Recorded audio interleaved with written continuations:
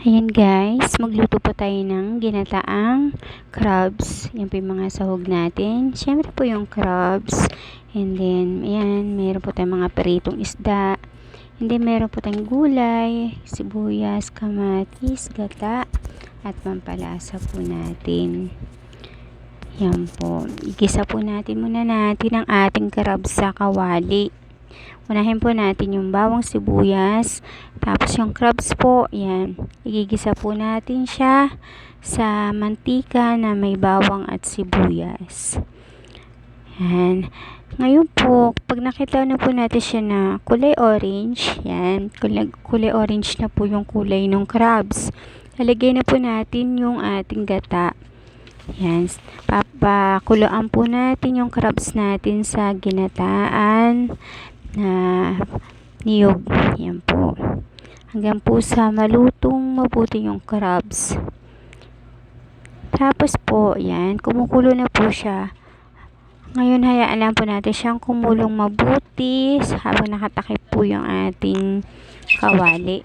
Pagka na kumulo na po mabuti, yan. Malakas na po yung pagkulo niya.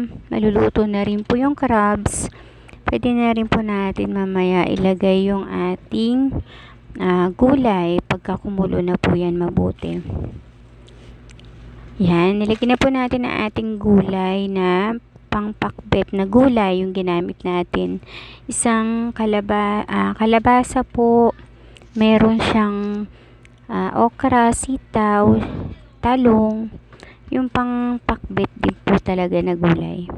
Halo-haluin lang po natin yan kasama ng crabs hanggang po sa mamix po yung mga gulay sa ilalim para maluto po siya kasabay nung pagkaluto po ng crabs. Syempre po lalagyan na rin po natin yan ng ating pampalasa. Antayin po natin siyang kumulo.